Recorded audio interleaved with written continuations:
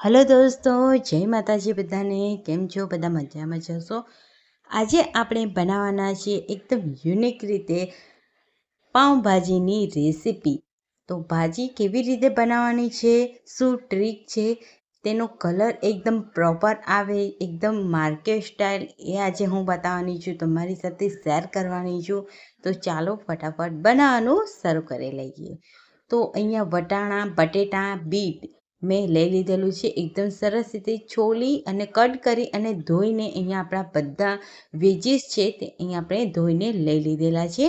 હવે એક તપેલીમાં આપણા બધા વેજીસને એડ કરી દઈશું અને 3 નાની ગ્લાસ ભરીને પાણી એડ કરી દઈશું અને તેને ગેસ ઉપર મૂકી અને તેને બાફવા માટે મૂકી દઈશું. તમે અહીંયા કુકરમાં પણ બાફી શકો છો.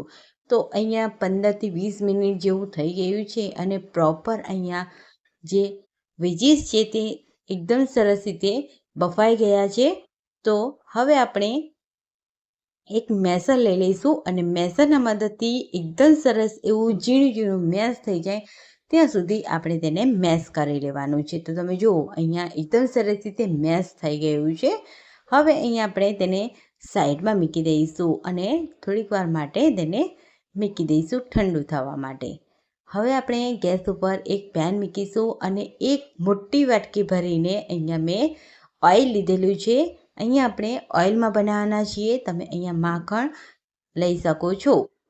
હવે તેલ એકદમ સરસ રીતે ગરમ થાય એટલે 1 ચમચી જીરું એડ કરીશું. 1 વાટકી લસણ ઝીણું ઝીણું મેં કટ કરીને એડ કરેલું છે અને એક આદુનો ટુકડો તેને પણ મેં એકદમ સરસ એવું ઝીણું બારીક ગ્રેટરથી ગ્રેટ કરી અને લઈ લીધેલું છે. તે આપણે એડ કરી દેવાનું, મિક્સ કરી લેવાનું. સંતળાય એટલે એમાં ડુંગળી જે મેં લીધેલી છે ઝીણી ઝીણી કટ કરેલી તે આપણે એડ કરી દઈશું અને ડુંગળી છે તે ગોલ્ડન કલર લઈ લે ત્યાં સુધી તેને આપણે થવા દેવાનું છે. ગોલ્ડન કલર એકદમ સરસ રીતે આવી જાય ડુંગળીમાં એટલે ટમાટર છે તે મેં એડ કરી દીધું છે. તો અહીંયા ટમાટર અને ડુંગળી છે તે બંને ઇક્વલ લીધેલું છે. તો 2 ડુંગળી અને 2 ટમાટરને ઝીણું ઝીણું કટ કરીને લીધેલું છે. ડુંગળી અને ટમાટર એકદમ સરસ રીતે આ રીતે સોફ્ટ થઈ જાય અને તેનો કલર ચેન્જ થઈ જાય ત્યાં સુધી તેને સંતળાઈ દેવાનું છે. હવે તેમાં આપણે મસાલા એડ કરીશું. તો 1 ચમચી હળદર પાવડર, 1 ચમચી ધાણા જીરું પાવડર, 1 ચમચી ગરમ મસાલો પાવડર, 1 ચમચી મીઠું એડ કરીશું સ્વાદ અનુસાર અને 1 ચમચી કાશ્મીરી લાલ મરચું પાવડર એડ કરવાનું છે. અહીંયા કાશ્મીરી લાલ મરચું પાવડર એડ કરવાથી તેનો કલર છે તે એકદમ માર્કેટ સ્ટાઇલ આવશે. તમે આને મરચાંની ક્વોન્ટિટી તમે વધારી શકો છો. તો અહીંયા એકદમ સરસ રીતે મિક્સ કરી લેવાના છે મસાલા. તેને 2 મિનિટ માટે કૂક કરી લેવાના છે. તેલ છે તે એકદમ સરસ રીતે ઉપરની સાઈડ ના આવી જાય ત્યાં સુધી તેને કૂક કરી લેવાનું છે. તો તમે જુઓ અહીંયા એકદમ સરસ એવું કૂક થઈ ગયું છે. હવે અહીંયા આપણે જે ભાજી બનાવીને તૈયાર કરી હતી તે ભાજી આપણે બધી એડ કરી દેવાની છે. અહીંયા મેં એકદમ સરસ રીતે એડ કરી અને મિક્સ કરી લીધું છે. તમે આ રીતે એક વખત જો ભાજી બનાવી લેશો તો તમે આ રીતે જ બનાવવાના છો. એકદમ તેનો પ્રોપર કલર આવશે અને ભાજી તે બિલકુલ પણ તમારી બગડશે ને એકદમ માર્કેટ સ્ટાઇલ તમારી બનીને તૈયાર થશે.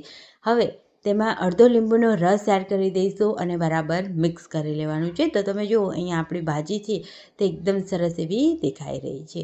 હવે તેમાં આપણે અડધી ગ્લાસ ભરીને પાણી એડ કરી દેવાનું છે. તો અહીંયા ભાજી છે તે એકદમ જાડી ના લાગે, એકદમ પરફેક્ટ અહીંયા આપણી ભાજી બનીને તૈયાર થાય એટલા માટે તેને ઢાંકણ ઢાંકી અને કૂક કરી લેવાની છે. અહીંયા ભાજીને અહીંયા ઢાંકણ ખોલી અને ચેક કરી લઈશું. તમે જો અહીંયા આપણી ભાજી છે તે એકદમ સરસ એવી તૈયાર થઈ ગઈ છે. એકદમ પ્રોપર અહીંયા બનીને બહુ જ મસ્ત કલર પણ આવ્યો છે. અહીંયા આપણી ભાજીનું કેમેરામાં આ રીતે દેખાઈ રહ્યું છે વિડીયોમાં, બટ એકદમ સરસ એવો કલર એનો આવેલો છે અને એકદમ લાલ અહીંયા આપણી ચટક ભાજી બનીને તૈયાર થઈ ગઈ છે.